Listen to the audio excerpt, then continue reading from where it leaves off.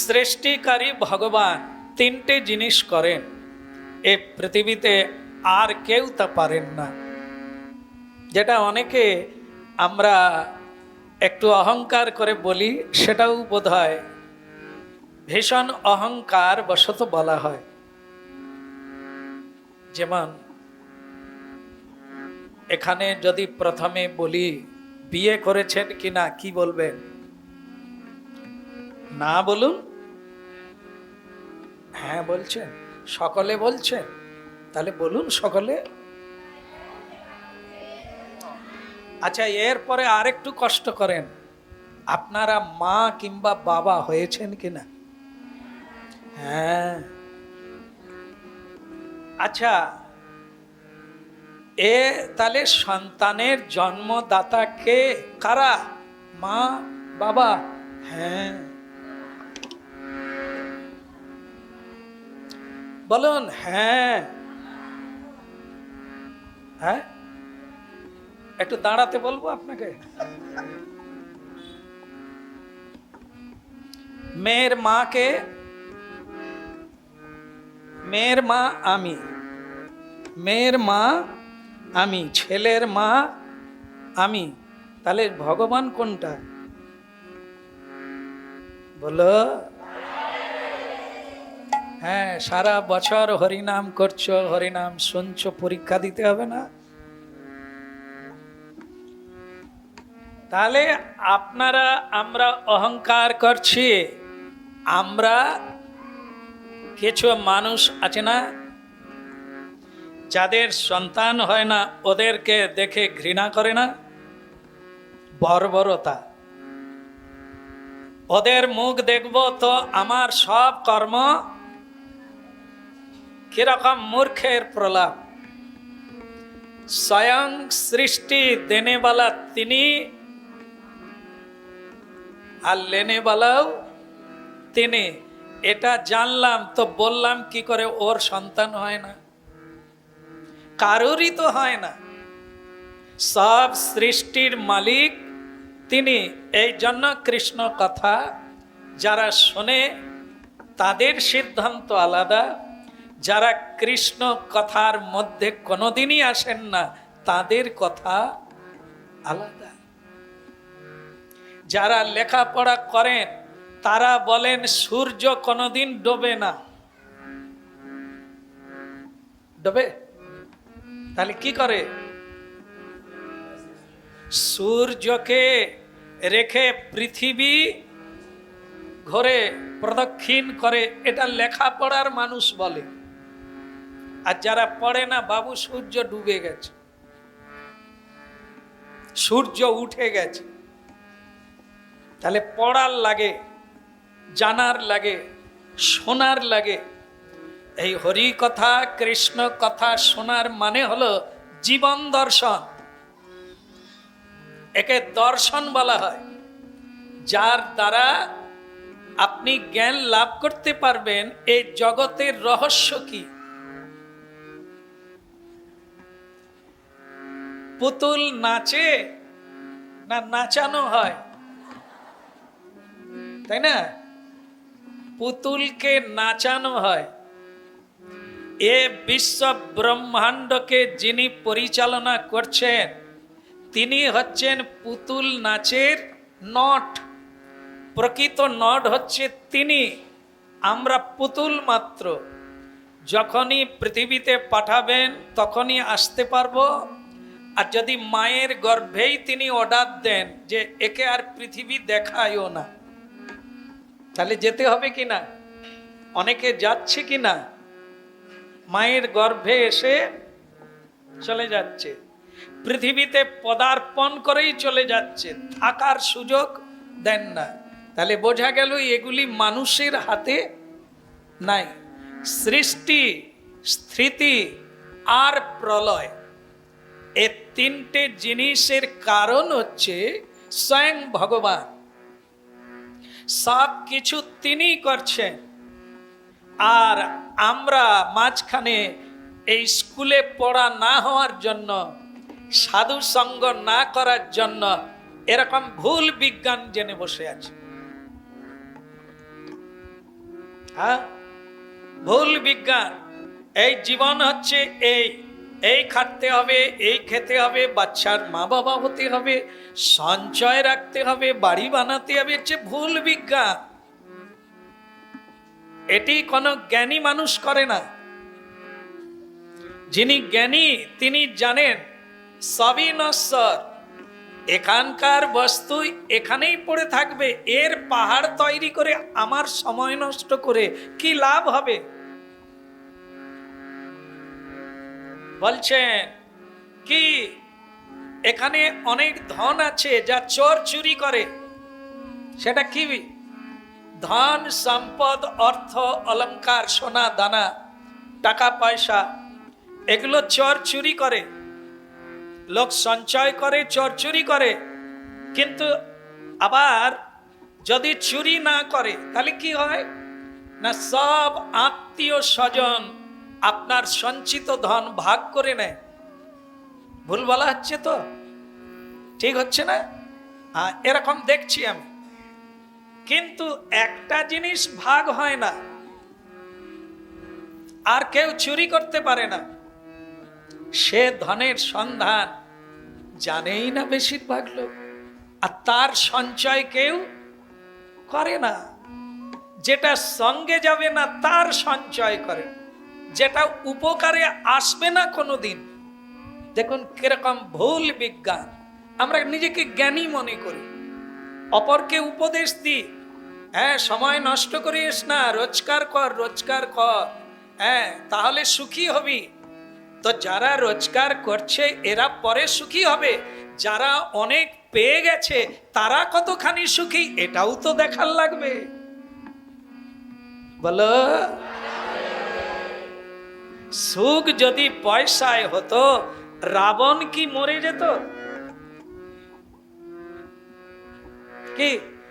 আর গতকাল একজন বলছেন, বলে রামায়ণ কি হবে, সুখ যদি পয়সায় হতো লাদেন কি মরে যেত?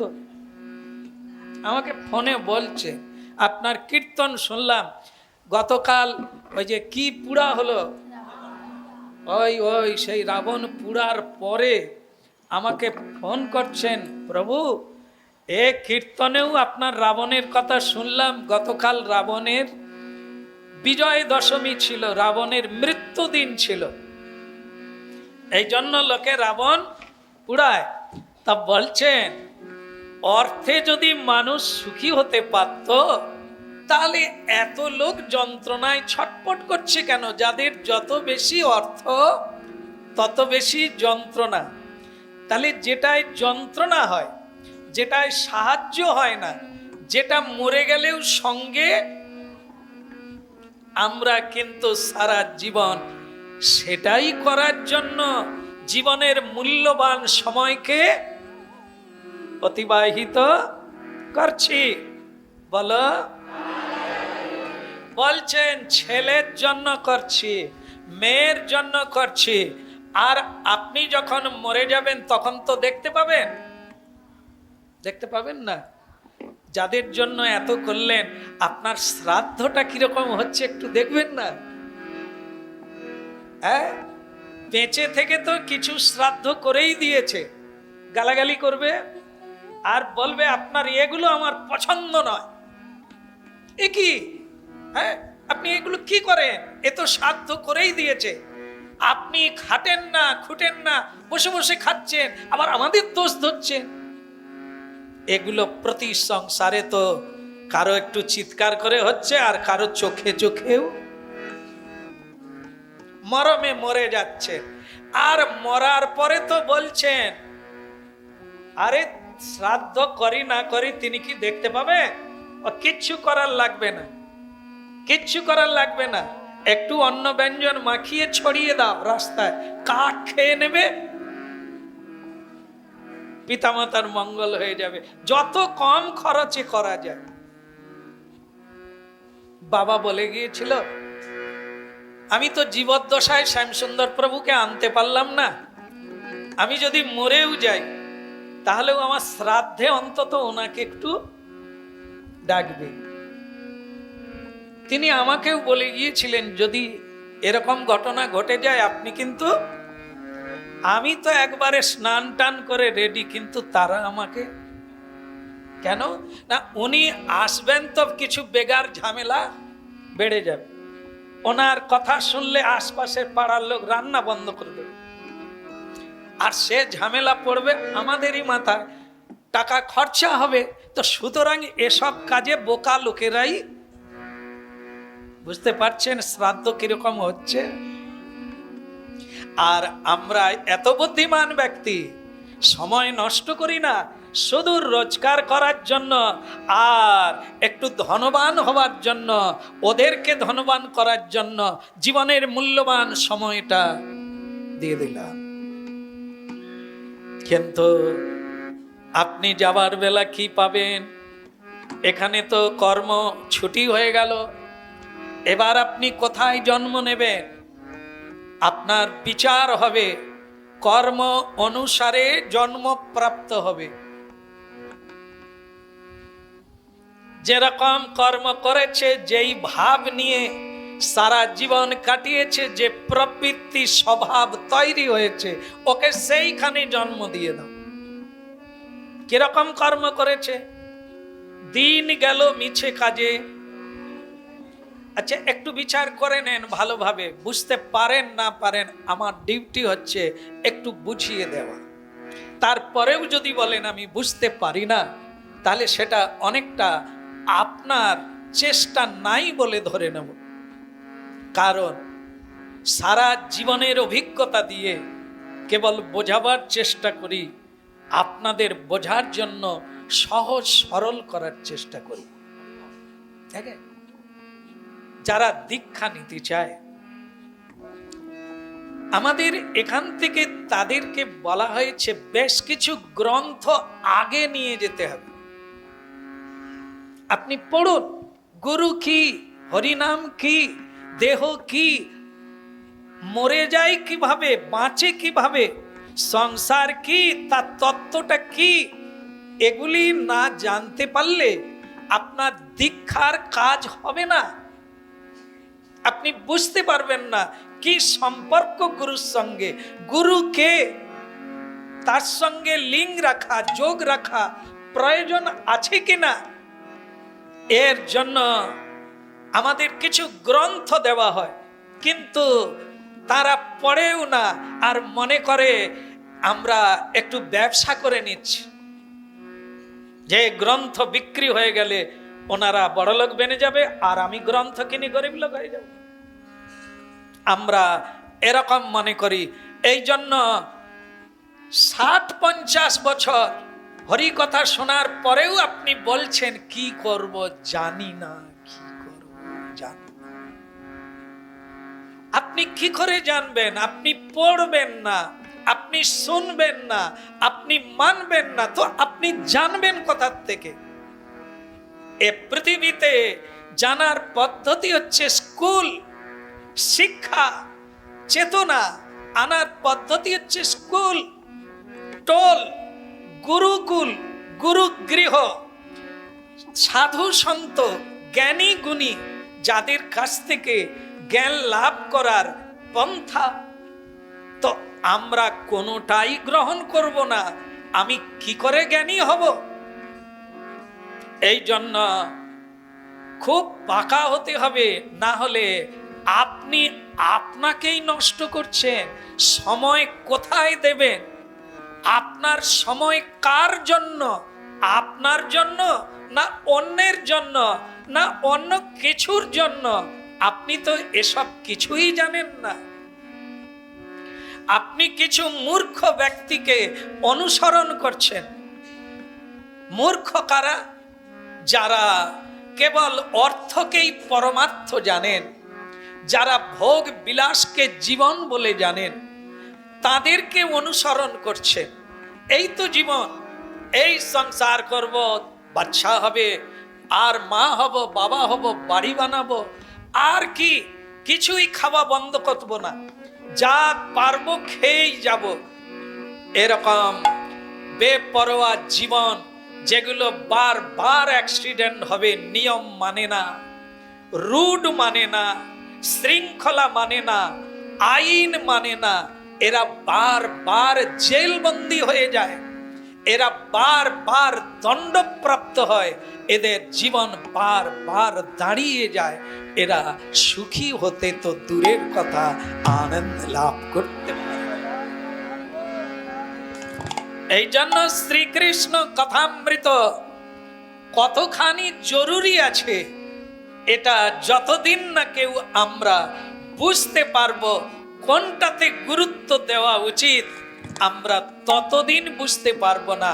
মূর্খ নিজেকে খুব চালাক মনে করি। মানসিকতা ঠিক না থাকলে আপনি হাজারো রোজগার করেও শান্তি প্রাপ্ত হবে। কারণ যখন আপনার অর্থটি ভালো কাজে না লাগছে, ততক্ষণে আপনি আনন্দ প্রাপ্ত হবেন। পুত্র ভালো মানসিকতায় আসেনি, জন্ম হয়নি,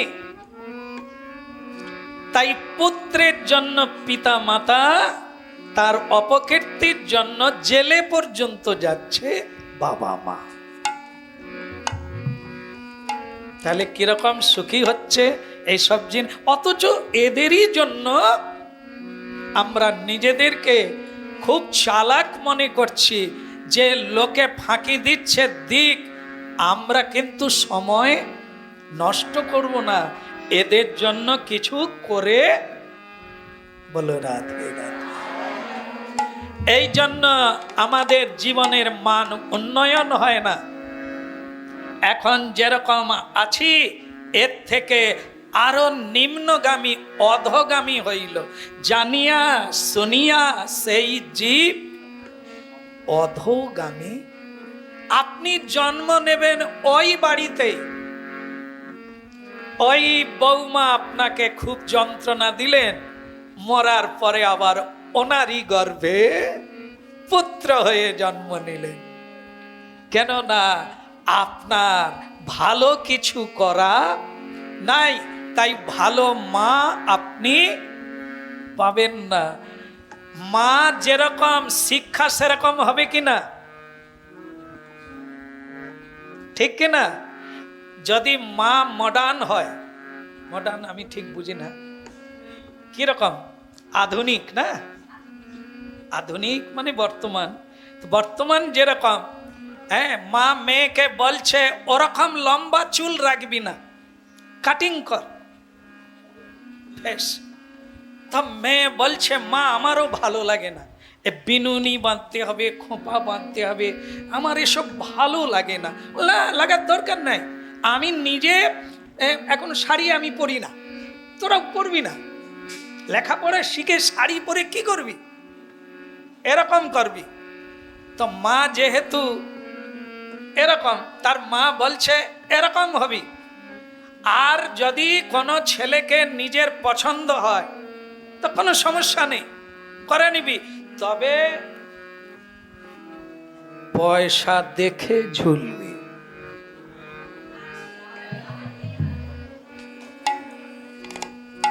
না হলে লিপস্টিক কেনারও পয়সা। দেখুন কিরকম মা কিরকম পাত্র খুঁজতে বলছে। আর যদি ওই মা কৃষ্ণ ভক্তিমতী হতেন, তিনি বলতেন যতদিন জামা পরেছিস বাঙালি হিন্দুর মেয়েরে শাড়ি পর। মা দুর্গা এবারে সালোয়ার কামিজ পরে এসেছিল।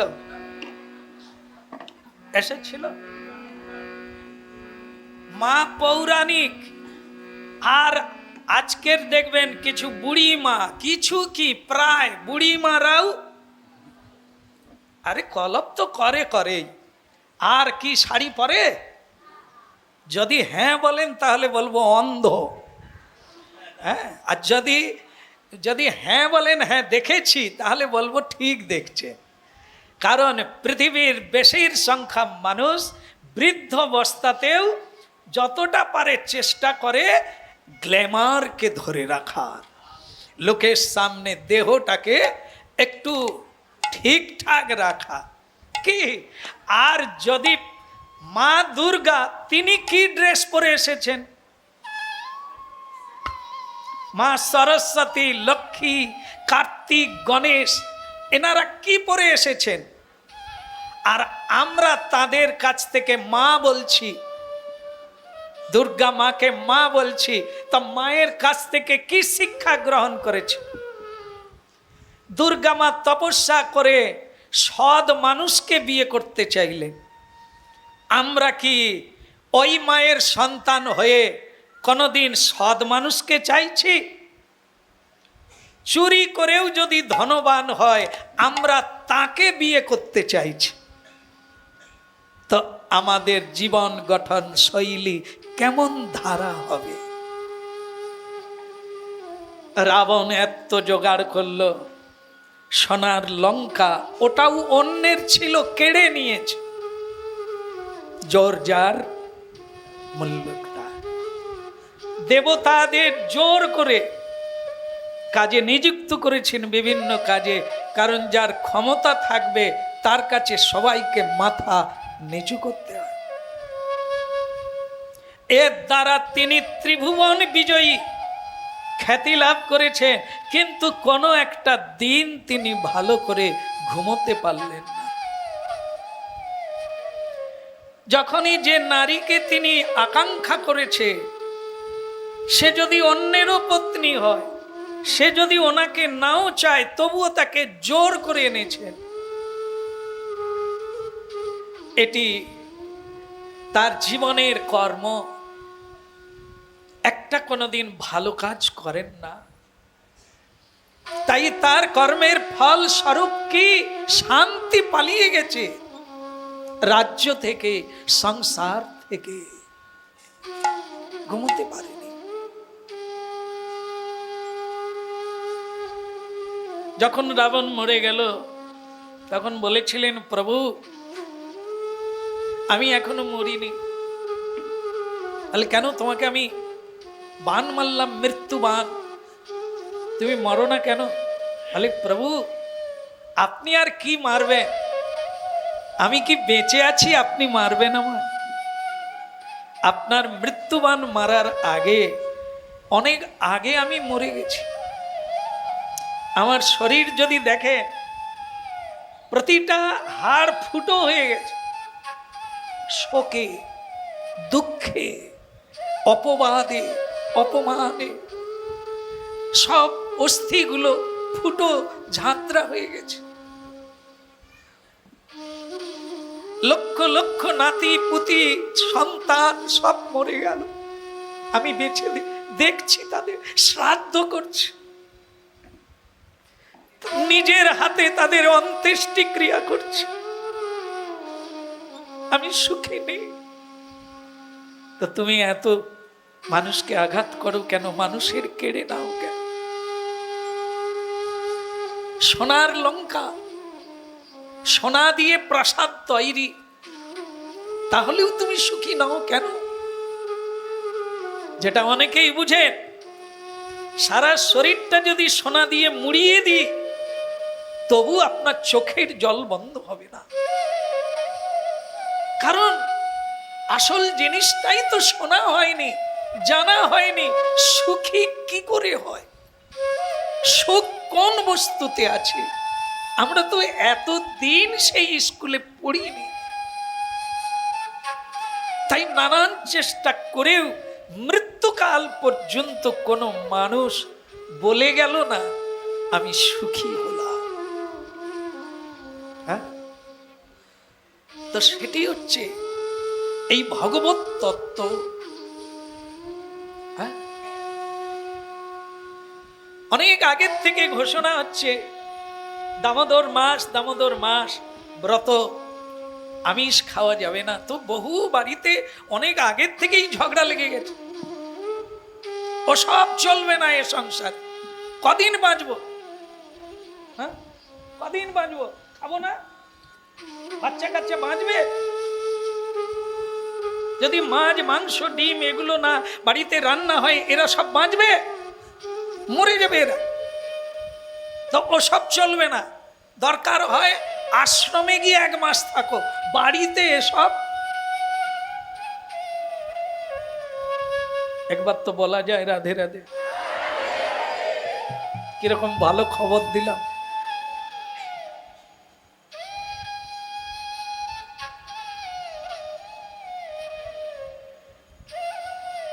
ওই মাসে তো আমিষ খাওয়াই চলবে না, খেলে পাপ, আর পাপে মৃত্যু।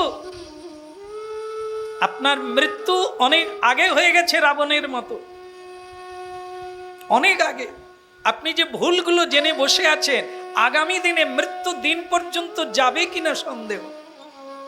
আপনার মৃত্যু তো হয়েই গেছে, জানিয়া শুনিয়া সেই জীব অধম। আপনার জীবনের পরিণাম আপনি তৈরি করে নিয়েছেন। এখনো যে কদিন বাঁচবেন আপনি ওইভাবেই বাঁচবেন, যত হরিনাম করেন কেন না। আপনার প্রবৃত্তি যেটা তৈরি হয়ে গেছে, ওটাকে হারিয়ে, ওটাকে ধুইয়ে আবার নূতন করে প্রবৃত্তি তৈরি করার সময় আপনার নাই। এই প্রবৃত্তি অনুসারেই আপনি হাজারো চেষ্টা করার পরেও ওই ভুল করবেন, ওই লালসা করবেন। এই জন্য কৌমারো আচরিত প্রাজ্ঞ ধর্মানিহ ভাগবত ধর্মানিহ। ধর্মপ্রাণ, ধর্ম জানতে গেলে তাকে কৌমার কাল থেকে শুনতে হবে, না হলে বেকায়দায় জীবন হারাবে। এখন আর করার কিছু নাই, অভ্যাসে পরিণত হয়ে গেছে, দৃঢ় হয়ে গেছে। এই জন্য যখন কাঁচা থাকি আমরা, তখন যদি ভালো মা পেতাম, ভালো সঙ্গ পেতাম, তাহলে তারা জোর করে আমার অভ্যাসটা বদলে দিতে পারতেন, আমাকে নূতন করে শিক্ষা। বলো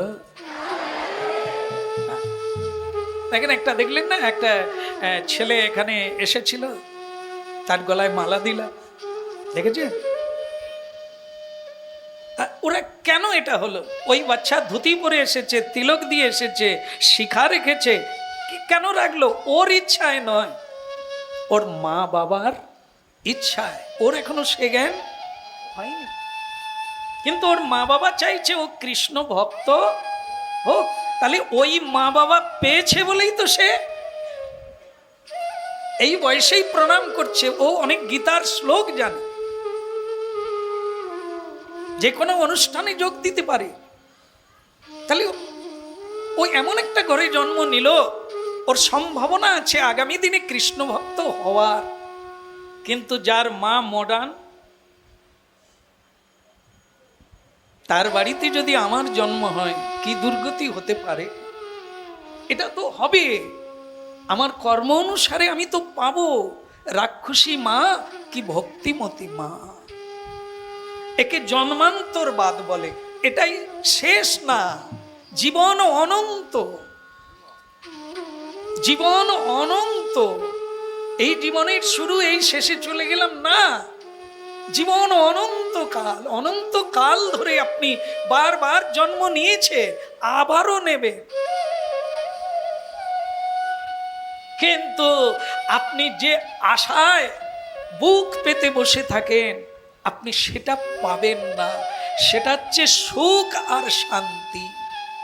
সেটা পেতে গেলে আপনাকে আধ্যাত্মবিদ, জ্ঞানীন তত্ত্বদর্শীন, পৃথিবীতে আধ্যাত্ম জ্ঞানীর কাছে জ্ঞান নিতে হবে। আধ্যাত্ম মানে আত্মজ্ঞান। আমি কে এটা যে বলে দিতে পারবে, সেই সাধুর সঙ্গে আপনার সঙ্গ করার লাগে। একবার ভগবান শ্রীকৃষ্ণ বৃন্দাবনে তো সুবল সখার সঙ্গে কিছু আলাপন করছেন, কথা বলছেন। হঠাৎ দেখলো একটা হরিণ ছুটতে ছুটতে ভগবান শ্রীকৃষ্ণের পিছনে এসে লুকিয়ে গেলে। সুবল বলছেন, কৃষ্ণজি তো क्या होता है? এ হরিণ ভয় পেয়েছে, লুকোতে যাচ্ছে তোমার পিছনে। তো কৃষ্ণজি তার মাথায় হাত বুলালো, भगवान कृष्ण कमल हस्त बुलिए दिलेन, हरिणेर माथाय शांत हो जाइए, धैर्य हो जाइए। क्या हुआ, কি হয়েছে, এত ভয় কেন? তো হরিণ বলছে আমার পিছনে ব্যাধ, কে? ব্যাধ আমাকে তাড়া করেছে মারার জন্য। তাই আমি জানি আশ্রয়ের আশ্রয় হচ্ছেন আপনি, যার কাছে গেলে কেউ কোনোদিন মরে না। তিনি কে? মৃত্যুঞ্জয়ী, যিনি আনন্দময়, যিনি সৎ চিত আনন্দ, নির্ভয়তা, সমন ডরে যার শাসনে। সমন মানে যম, যম যার শাসনে চলে তিনি হচ্ছেন স্বয়ং ভগবান। আর কাকে ভয় করবেন পৃথিবীতে? স্বয়ং যমরাজকে আমরা বেশি ভয় করি, মৃত্যু চাই না। সেই যম শ্রীকৃষ্ণের শাসনাধীন, অধীনে, শ্রীকৃষ্ণ ইচ্ছাতেই যমরাজ তার পরিচালনা করেন, ন্যায় দণ্ড প্রাপ্ত হয়েছে।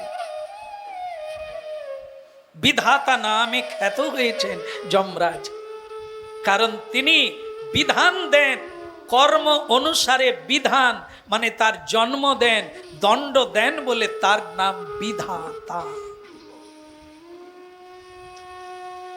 তো হরিণ শ্রীকৃষ্ণ চরণার বৃন্দে শরণাগতি হয়ে গেলেন, অন্য কারো কাছে গেলেন না। ব্রজধামে বৃন্দাবনে তো তখন জঙ্গলময়, সেই ভগবান শ্রীকৃষ্ণ বনবিহারী, বনমালী, বনফুলে সুশোভিত হয়ে তিনি বৃন্দাবনে রসলীলা করছেন। আর সে সময় ব্যাদ হরিণকে, বলো, হরিণকে ব্যাদ তাড়া করলো। আর যদি একটু গভীরে চলে যাই, কি মুরগি যদি ভগবানের কাছে পালিয়ে যেত,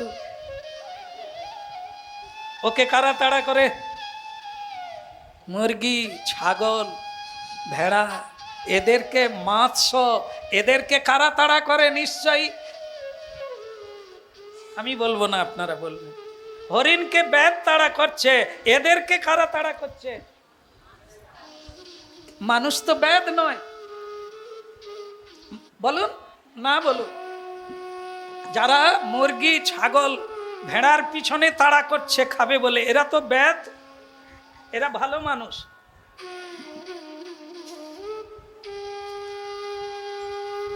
এরাও ব্যাদ। কিছুক্ষণ পরেই সেই কালান্তক, যমরাজের মতো দেখতে, হ্যাঁ সুরাপান করেছে, চোখ লাল হয়ে আছে, আর বিচ্ছিরি রকম তার বেশ ধারণ করা, এখানে ওখানে চামড়া বাঁধা, তারপরে তীর ধনুরা, একবার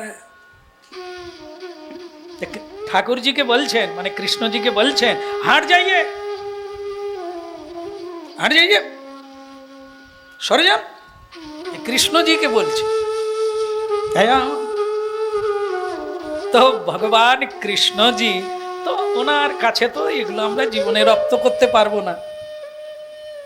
তো উনি হাসতে হাসতে বলছেন, তুম কौन है? কে গো তুমি? হ্যাঁ কে? আরে কি মুশকিল, আপনি চিনতে পারছেন না আমি কে? দেখে বুঝতে পারছেন না? কি দেখে বোঝা যায় না? হ্যাঁ আমি ব্যাদ। আচ্ছা তা ভালো কথা, তো ব্যাদ এ কে? আমার শিকার। छोड़ दीजिए, हार जाइए, আপনি আপনি সরে যান, আমার শিকার ছেড়ে দেন।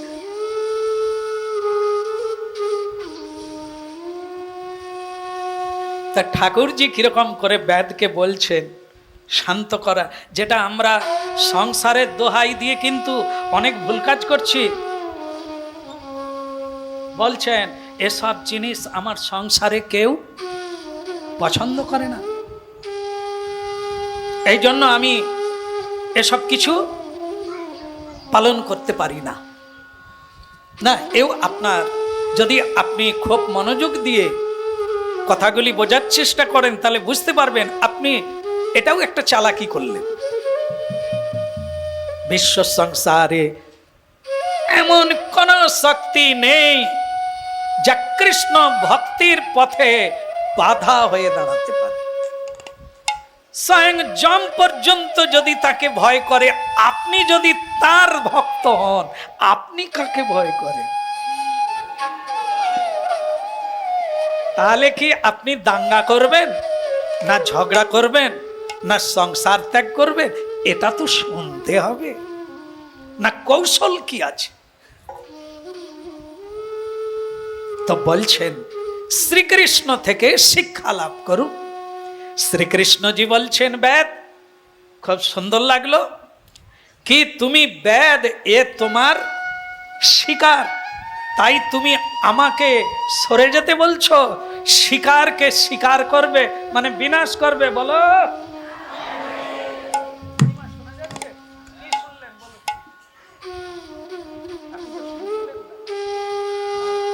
এলেন খরচা করে, এই সময় তো মোবাইল দেখলেও কিছু দেখতেন। আমি চাই না কারো ক্ষতি হোক, হয় সংসার করো নাহলে গোবিন্দ সেবা করো। আর মাঝখানে দুই দিকের কুল হারিয়ে সংসারও আপনাকে নিয়ে খুশি হবে না, আর গোবিন্দ তো আপনাকে নেবেই না। দোয়াশলে তো হিড়কিচা বেগুন জল 3-4 বালতি ঢাললেও বেগুন। বলো রাধে রাধে।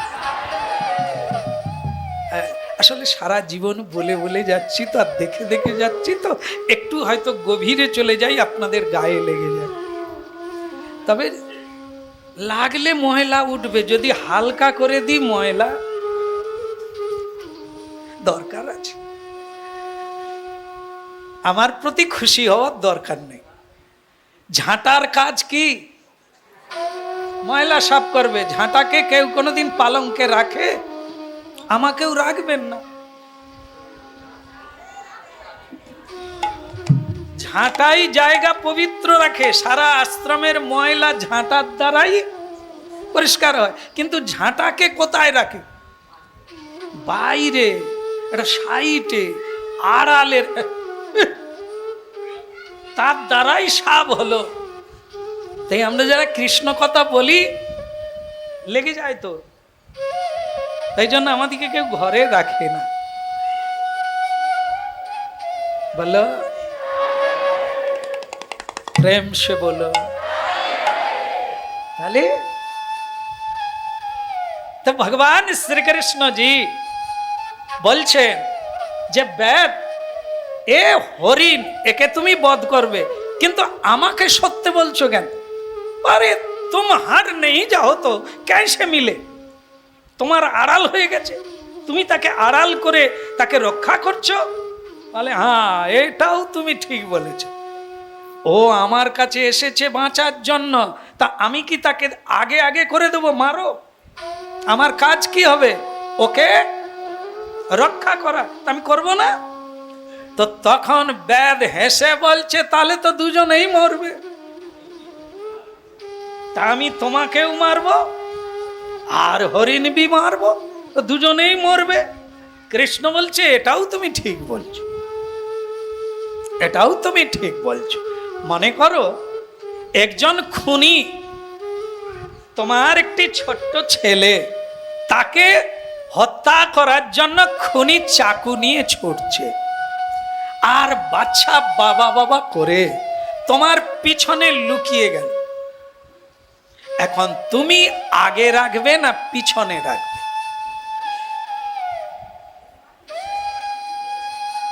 পেছনে রাখবে।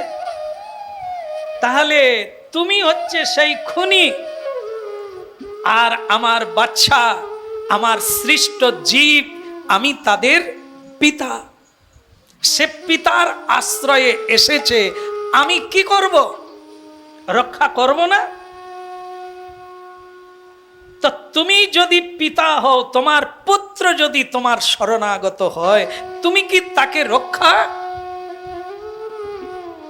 তা এই জন্য হরিণ কিন্তু আমার ও আমার চরণে শরণাগতি হয়েছে, এখন ও আমার।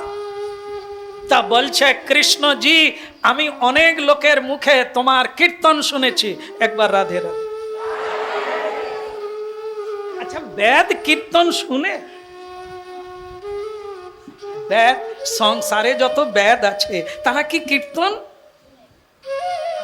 কিন্তু জানে, ওই রকমই জানে। তোমার অনেক কীর্তন আমি কীর্তন শুনেছি মানে বসে শুনেনি, মোবাইলেও শুনেনি, লোকের মুখে প্রশংসা শুনেছে।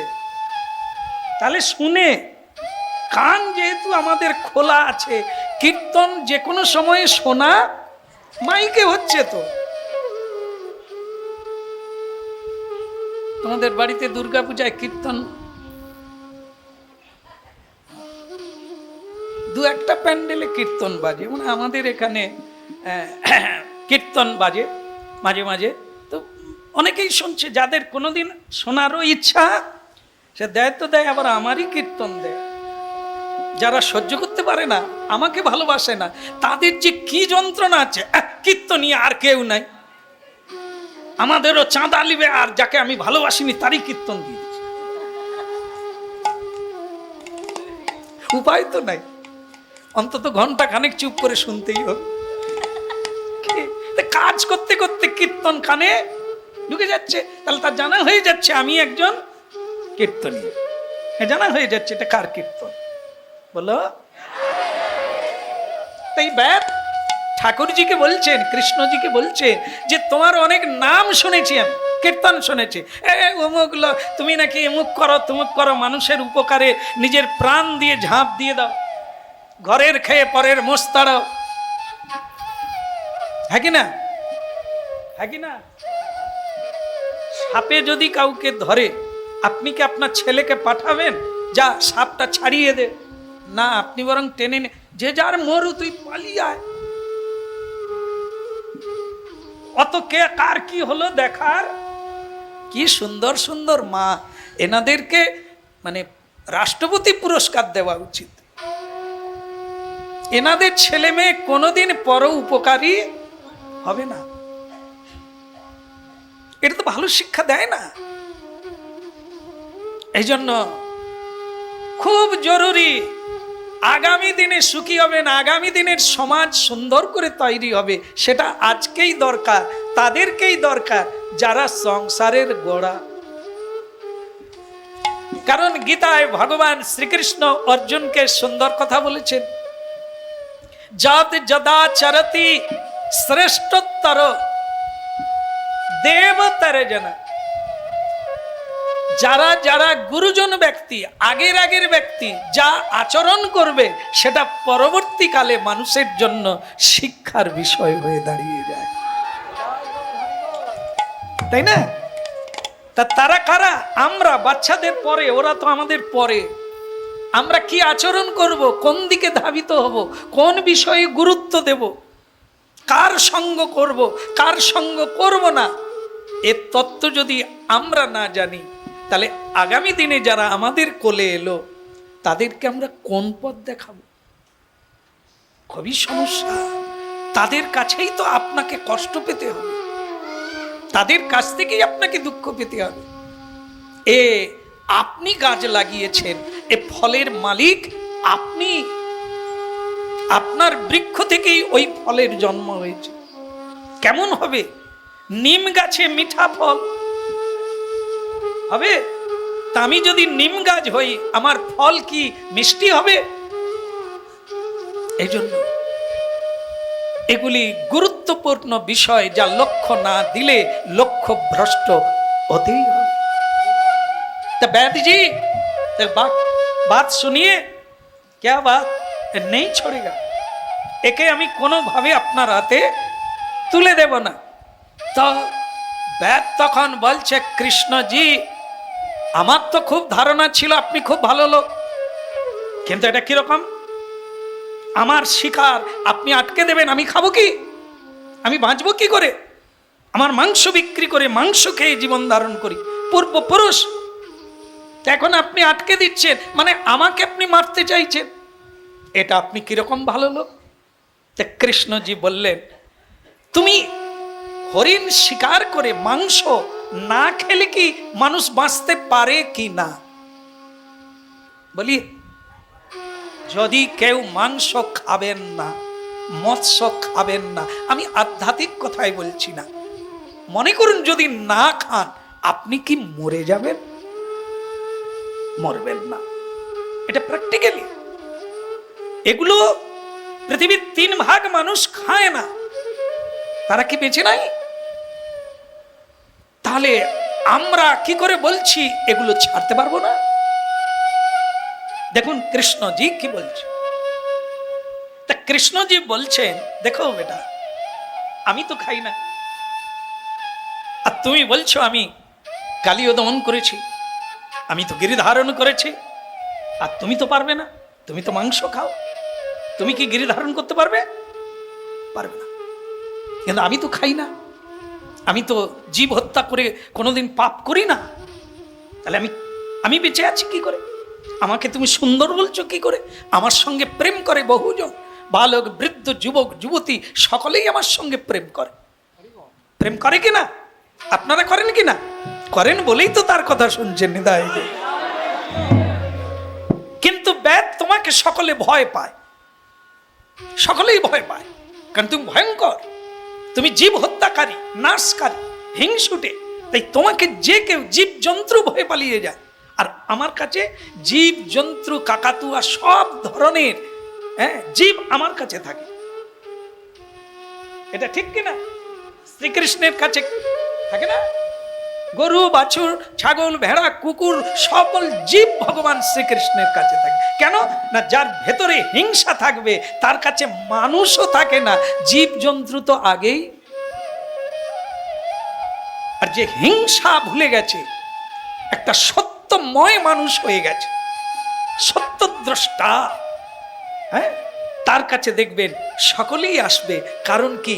ওনার কাছ থেকে ঠকে যাওয়ার ভয় নাই, ওনার কাছ থেকে আঘাত পাওয়ার ভয় নাই।